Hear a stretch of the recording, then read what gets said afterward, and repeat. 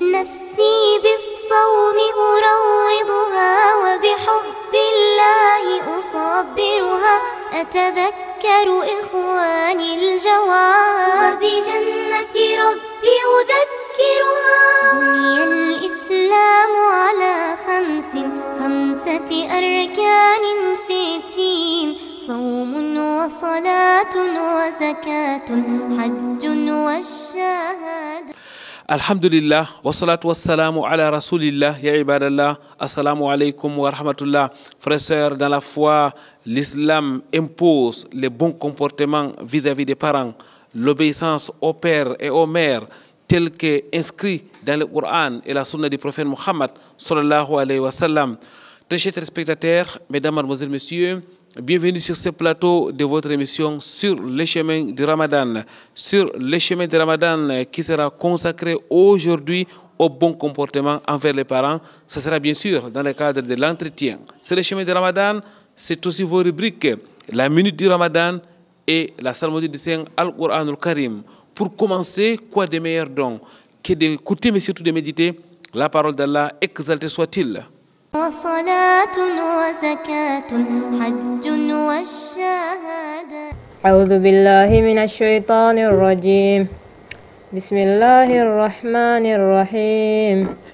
يا أيها المزمل قم الليل إلا قليلا نصفه أو انقص منه قليلا أو زد عليه ورتل القرآن ترتيلا إنا سنلقي عليك قولا ثقيلا إن ناشعة الليل هي أشد وتعا وأقوم قيلا إن لك في النهار سبحا طويلا واذكر اسم ربك وتبتل إليه تبتيلا رب المشرق والمغرب لا إله إلا هو فاتخذه وكيلا واصبر على ما يقولون واهجرهم حجرا جميلا وذرني والمكذبين أولي النعمة ومهلهم قليلا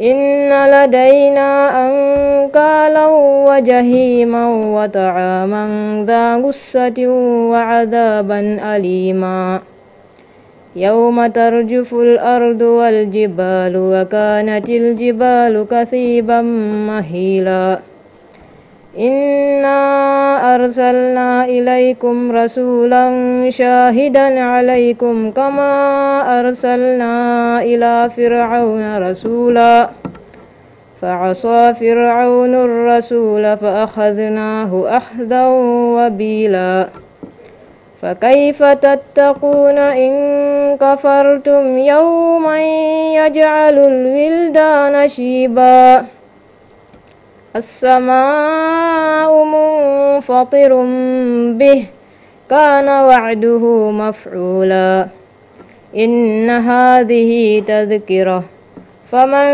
شاء اتخذ إلى ربه سبيلا أتذكر إخواني الجواب وبجنة ربي أذكرها ربي اشرح لي صدري ويسر لي أمري واحلل عقدة من لساني يفقهوا قولي اللهم لا علم لنا إلا ما علمتنا إنك أنت العليم الحكيم ربي زدني علما. Mesdames, Mademoiselles, Messieurs, votre fidélité nous honore sur Canal D International. Merci d'être là avec nous. Nous sommes en compagnie d'un enseignant, un prédicateur, un imam, Cheikh Abdul Wahab bin Yunus. Assalamu alaikum wa rahmatullahi wa barakatuh, ya Cheikh. Wa alaikum assalam wa rahmatullahi wa barakatuh. Je dois préciser, Cheikh, que vous êtes diplômé de l'Université islamique de Khartoum. Qu'Allah exalté soit-il vous récompense pour vos multiples efforts au sein de cette communauté. Aujourd'hui, nous allons parler du bon comportement envers les parents. C'est dans le cadre de la nouvelle saison de Sur le chemin de Ramadan consacrée au bon comportement en général. Cheikh, d'abord, qui est les parents en islam?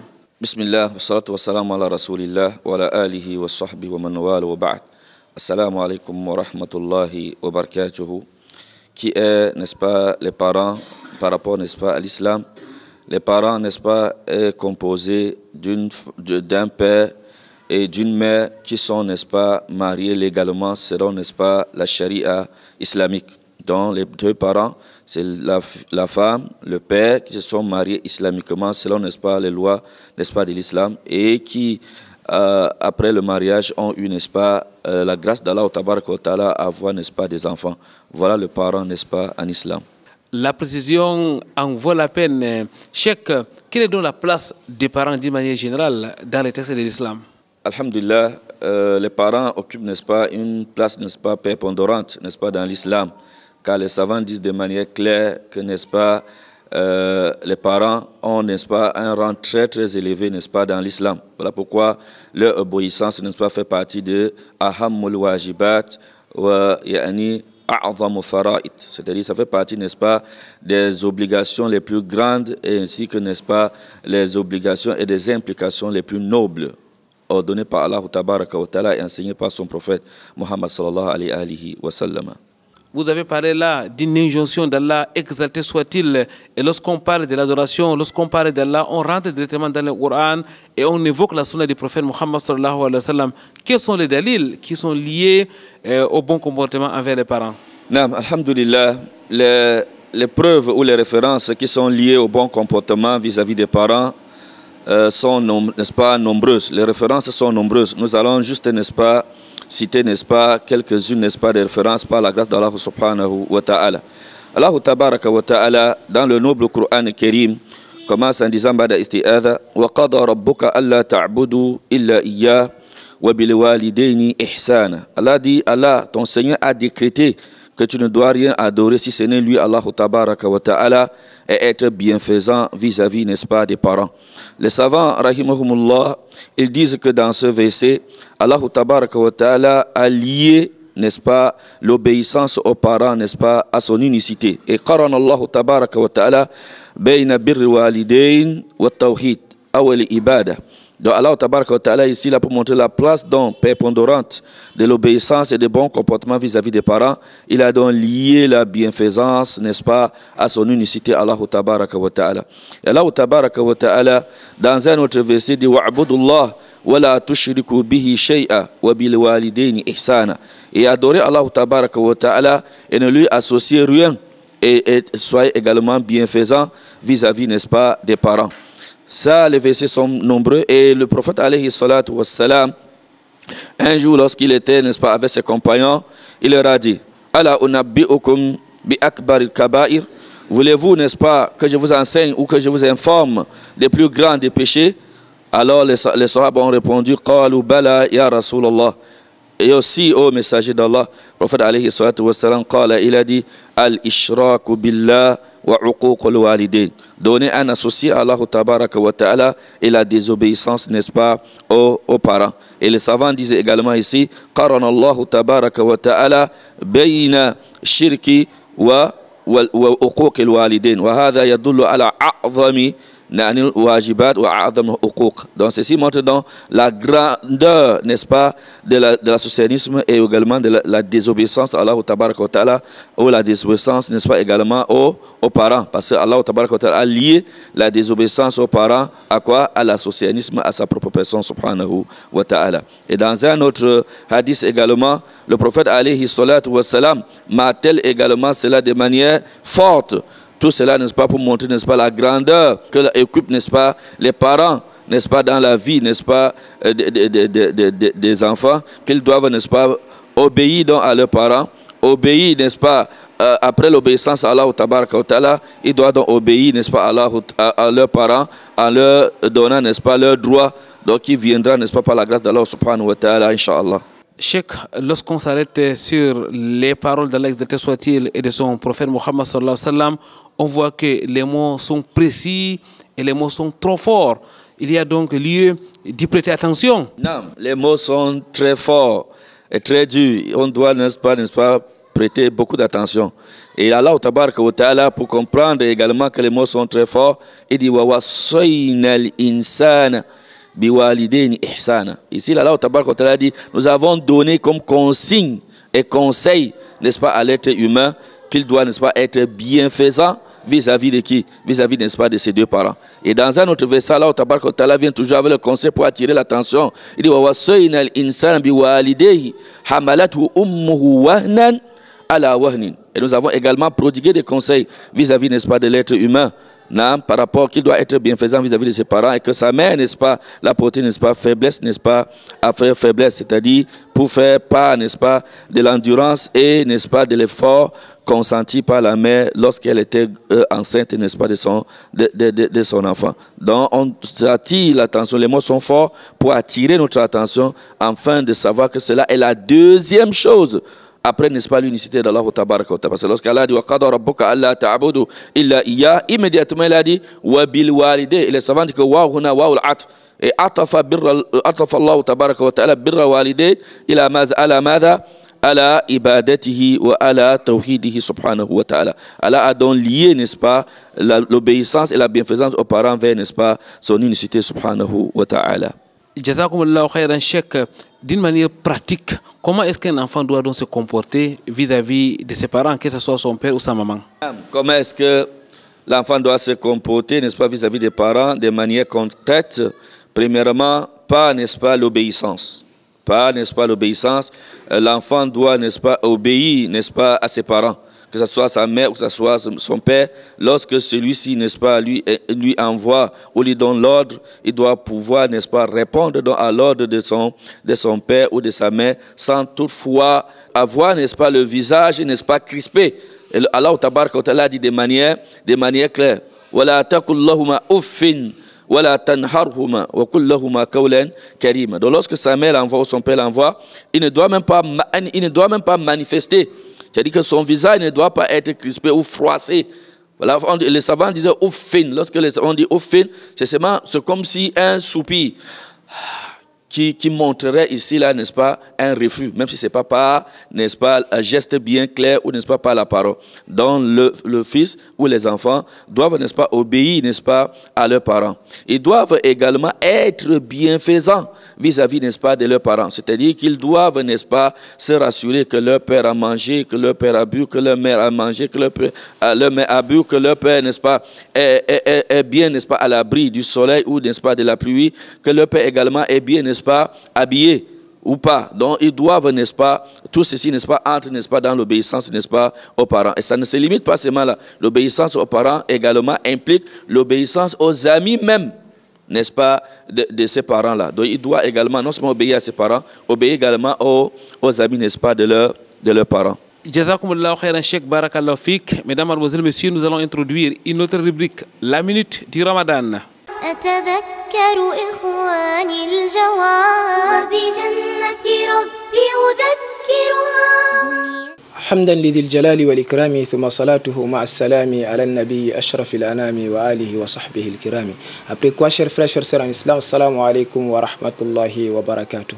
Dans le cadre de la minute du Ramadan, aujourd'hui nous allons poursuivre encore avec les formules de demande du pardon d'Allah subhanahu wa ta'ala et les moments indiqués pour le faire.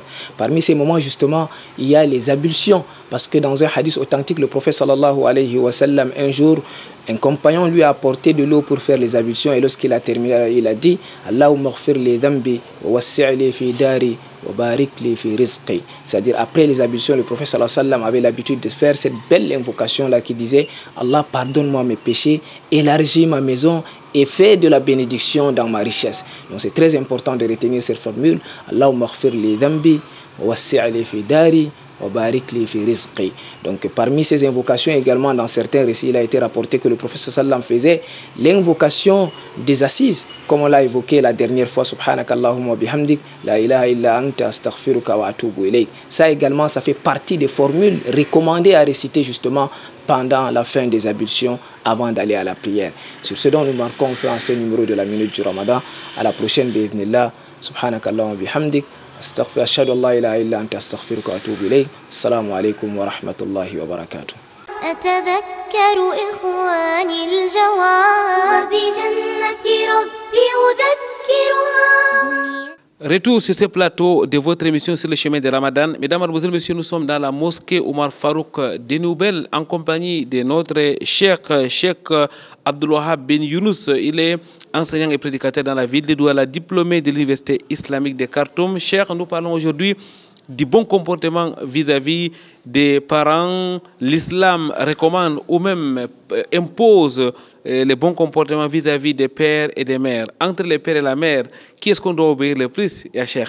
Entre le père et la mère, qui est-ce qu'on doit obéir, n'est-ce pas, au plus? Nous avons dit tout simplement que l'enfant, n'est-ce pas, doit, n'est-ce pas, obéir, n'est-ce pas, à ses parents de manière, n'est-ce pas, complète. Mais seulement il y a un hadith où le prophète alayhi salatu wassalam a martelé, et on pourrait donc, n'est-ce pas, comprendre, n'est-ce pas, dans cet hadith que la mère a, et non seulement le père a une place, n'est-ce pas, très élevée, mais la mère également a une place, n'est-ce pas, très élevée. Parce que dans le hadith, le prophète alayhi salatu wassalam martèle de manière claire et il a, n'est-ce pas, répété cela 3 fois. Donc s'il a répété cela 3 fois, les savants disent que ça montre également la grandeur, n'est-ce pas, de la mère. Mais seulement la mère ne devrait pas prendre cet hadith de manière générale ou de manière globale pour pouvoir ici, là, n'est-ce pas, essayer, n'est-ce pas, de primer sur l'homme. Mais elle doit être plutôt, n'est-ce pas, faire preuve, n'est-ce pas, de la diplomatie, même si le père a envoyé, n'est-ce pas, l'enfant. Et on sait bien que la mère a une place prépondérante aussi, mais elle doit pouvoir, n'est-ce pas, patienter que l'enfant, n'est-ce pas, fasse, n'est-ce pas, le devoir qui lui a été envoyé par son père. Et après, donc, elle envoie l'enfant. Mais la mère a également, n'est-ce pas, une place prépondérante, n'est-ce pas, dans n'est-ce pas, l'obéissance, n'est-ce pas, aux parents. Parce que le prophète sallallahu alayhi wa sallam ne l'a pas martelé 3 fois pour rien. S'il a martelé 3 fois, le savant dit que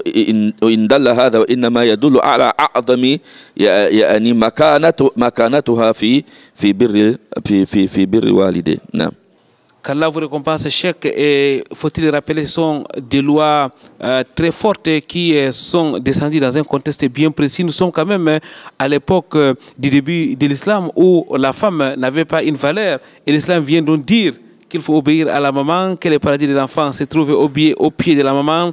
N'est-ce pas une autre considération de la femme par l'islam, ya Cheikh? Bien sûr, l'islam, n'est-ce pas, a donné une place, n'est-ce pas, capitale, n'est-ce pas, à la femme. La femme n'est pas de moindre, n'est-ce pas, dans la société musulmane ou dans la société islamique. La femme a une place, n'est-ce pas, élevée. Bien qu'elle n'est pas comparée à l'homme, mais elle a une place, n'est-ce pas, qu'Allah tabaraka wa ta'ala a donné, lui a, n'est-ce pas, octroyé. Donc la femme a une place, n'est-ce pas, élevée, n'est-ce pas, dans l'islam. Voilà pourquoi le prophète alayhi salatu wa sallam a dit de manière claire, il dit ridallah fi ridal walidin wa sukhtillah fi sukhtil walidin. Et les savants disent que ridallah fi ridal walidin yahtamilu al wal ab. Yahtamilu al wal ab, c'est-à-dire que ça englobe, n'est-ce pas, la mère et le père. Ce n'est pas seulement sur le père. Lorsque le prophète a dit que l'agrément d'Allah est sous, n'est-ce pas, l'agrément du père, et l'agrément également que la colère d'Allah est également sous la colère, n'est-ce pas, des parents. Les droits des parents et les enfants sont donc connus et nombreux. Ces droits se limitent simplement pendant leur vie? Non, les droits des parents ne se limitent pas seulement pendant leur vie. Cela va également jusqu'après, n'est-ce pas, jusqu'à même leur jeunesse et jusqu'au moment où ils sont, n'est-ce pas, vieux, et cela continue également jusqu'à, n'est-ce pas, après la mort. Le verset dont nous avions mentionné, où Allah tabaraka wa ta'ala a martelé, et au milieu du verset, Allah tabaraka wa ta'ala dit de manière claire, wa qur rabbi irhamhuma kama rabbayani saghira. Et dit, c'est-à-dire, Allah s'adresse ici là aux enfants. Donc, dis donc, après la mort, donc, n'est-ce pas, des parents, dis donc, oh Allah, fasse leur miséricorde, comme ils ont également, n'est-ce pas, été miséricordieux vis-à-vis de nous lorsque nous étions, n'est-ce pas, petits. Donc, on doit, n'est-ce pas, après la mort des parents, l'obéissance continue en faisant donc les invocations en leur faveur, en donnant également les aumônes en leur faveur, en respectant également, même après leur mort, n'est-ce pas, leurs amis. Et en fait, être bienfaisant également vis-à-vis, n'est-ce pas, de leurs amis. Cela fait partie, n'est-ce pas, de l'obéissance également. Donc l'obéissance continue même après la mort, n'est-ce pas, des parents, en faisant donc, n'est-ce pas, des invocations à leur faveur, et également, n'est-ce pas, en faisant les aumônes également en leur faveur. Certainement, les récompenses sont énormes pour toute personne bienveillante vis-à-vis de ses parents, ya Cheikh. Les récompenses, n'est-ce pas, sont énormes, puisque cela émane déjà d'une injonction, n'est-ce pas, divine. lorsqu'Allah a lié, n'est-ce pas, à son unicité, et a lié également l'obéissance à l'unicité, ainsi que, n'est-ce pas, la désobéissance, n'est-ce pas, à son associationnisme, cela montre que l'obéissance aux parents a, n'est-ce pas, plus de mérites et a beaucoup de mérites. Ici-bas, parce qu'Allah te bénisse, Allah bénit également, n'est-ce pas, tes biens, Allah bénit également tes progénitures, et également après, n'est-ce pas, la mort au paradis, Allah celui donc qui a obéi à ses parents aura donc, n'est-ce pas, des récompenses énormes par Allah qui sera, n'est-ce pas, l'accès, n'est-ce pas, au paradis par la grâce d'Allah. Et cela est le contraire également pour celui qui désobéit également ses parents. Il aura également non seulement le châtiment d'ici-bas, et également le châtiment, n'est-ce pas, dans l'au-delà. Cheikh Abdul Wahab bin Yunus, qu'Allah exalté soit-il vous illumine davantage. Avant de prendre votre dernier mot, je voudrais quand même un peu qu'on entre dans la pratique, que ce soit à l'époque du prophète Mohammed sallallahu alayhi wa sallam ou alors de nos prédécesseurs pieux. Quel était leur comportement vis-à-vis de leur géniteur? Est-ce qu'on peut avoir quelques petits récits? Nos prédécesseurs, à commençant déjà par le prophète alayhi salatu wa salam, était, n'est-ce pas, celui donc qui obéissait, n'est-ce pas, à ses parents, et qui n'obéissait pas seulement, n'est-ce pas, à ses parents, obéissait même également, n'est-ce pas, à d'autres personnes qui étaient déjà âgées, qui n'étaient même pas leurs parents. Et il était bienfaisant vis-à-vis, n'est-ce pas, de ces gens-là. Le prophète alayhi salatu wa salam, un jour, n'est-ce pas, sous la route, a, n'est-ce pas, rencontré une femme, une vieille mère qui avait, n'est-ce pas, la charge, n'est-ce pas, sur elle. Et donc, la femme a demandé, n'est-ce pas, que le prophète sallallahu alayhi wa sallam puisse, n'est-ce pas, l'aider. Le prophète sallallahu alayhi wa sallam l'a aidé, n'est-ce pas, avec sa charge. Et lorsqu'ils sont arrivés, n'est-ce pas, au bout de leur chemin, la femme, donc, pour remercier le prophète alayhi wa sallam, dit: mon fils, le seul conseil que je peux te donner pour te remercier, n'est-ce pas, de ton geste, de ta bienfaisance vis-à-vis de moi, c'est que j'ai entendu parler d'un homme appelé Mohammed qui est en train d'appeler les gens vers la perdition. Ne l'écoute jamais. Et le prophète sallallahu alayhi wa sallam a souri en disant que c'est moi, le prophète alayhi salatu wa sallam, et cette mère-là, n'est-ce pas, a témoigné que ashhadu anna an la ilaha illallah wa ashhadu annaka rasulullah. Et la bienfaisance de le prophète sallallahu alayhi wa sallam vis-à-vis, n'est-ce pas, de cette femme qui était un parent, est, n'est-ce pas, la cause même de l'islamisation, n'est-ce pas, de cette femme. Et les compagnons également, les récits sont nombreux, n'est-ce pas. Nous disons tout simplement que ce soit Abu Bakr, que ce soit Omar, que ce soit Ousmane, et bien, même les tabi'in qui sont venus après, étaient bienfaisants vis-à-vis, n'est-ce pas, de leurs parents. Jusqu'au point où, n'est-ce pas, de l'histoire même de trois personnes qui étaient bloquées à la caverne, pour que, n'est-ce pas, la caverne s'ouvre par la grâce d'Allah tabaraka wa ta'ala. Il y avait l'une des personnes, n'est-ce pas, qui, n'est-ce pas, pour se rapprocher d'Allah, n'est-ce pas, a mentionné qu'un jour ses parents étaient, n'est-ce pas, affamés, et il est donc sorti pour chercher donc à manger. Lorsqu'il est revenu, il a trouvé donc les parents, n'est-ce pas, ils étaient déjà endormis. Lui-même, il n'a pas mangé, il est resté là pour attendre que ses parents, n'est-ce pas, se lèvent, et également pour manger, afin que lui-même, il mange. Oh Allah, je ne l'ai pas fait pour rien, si ce n'est pour rechercher ta face subhanahu wa ta'ala. Donc c'est la bienfaisance vis-à-vis de leurs parents, et la caverne, n'est-ce pas, c'est ouverte. Donc il y a beaucoup de récits qui prouvent cela par la grâce d'Allah tabaraka wa ta'ala. Jazakumullahu khairan Cheikh, barakallahu fik, Allah exalté soit-il vous récompense. Merci à vous, merci à tous nos téléspectateurs pour leur aimable attention. Avant de partir très rapidement, un dernier conseil à l'endroit de nos téléspectateurs. Le conseil à l'endroit, n'est-ce pas, de nos frères et sœurs, c'est qu'ils doivent, n'est-ce pas, prendre, n'est-ce pas, garde en ce qui concerne l'obéissance aux parents et le bon comportement vis-à-vis des parents. Et savoir également que l'obéissance et le bon comportement vis-à-vis des parents est une injonction venant d'Allah tabaraka wa ta'ala. Et c'est une adoration. Donc l'adoration ne se limite pas seulement par la prière, le jeûne, le hajj et la zakat et bien d'autres, mais l'obéissance et le bon comportement vis-à-vis des parents est, n'est-ce pas, une preuve, n'est-ce pas, d'adoration. Car Allah tabaraka wa ta'ala n'a pas lié, n'est-ce pas, l'obéissance ou la bienfaisance à son unicité et à l'adoration pour rien, si ce n'est pour montrer, n'est-ce pas, cette place capitale. Donc on doit, n'est-ce pas, faire les efforts pour obéir, n'est-ce pas, à nos parents pendant leur vie et également, n'est-ce pas, après leur mort, en sachant que cela est un acte d'adoration ordonné par Allah tabaraka wa ta'ala, et prendre garde et de se méfier, n'est-ce pas, de désobéir, n'est-ce pas, à nos parents, car la désobéissance aux parents, n'est-ce pas, est liée également à l'associationnisme, n'est-ce pas, vis-à-vis d'Allah tabaraka wa ta'ala. Donc on doit être bienveillant vis-à-vis de nos parents dans leur vie et ainsi que, n'est-ce pas, après leur mort. Alhamdulillah, alhamdulillah, qu'Allah fasse en sorte que nous soyons parmi les bienveillants vis-à-vis de leurs parents. Mesdames, mademoiselles, messieurs, c'est tout pour aujourd'hui. On se donne rendez-vous très prochainement. Subhanakallahumma wa bihamdik, ashhadu an la ilaha illa anta, astaghfiruka wa atubu ilaik. Wassalamu alaikum wa rahmatullahi wa barakatuh.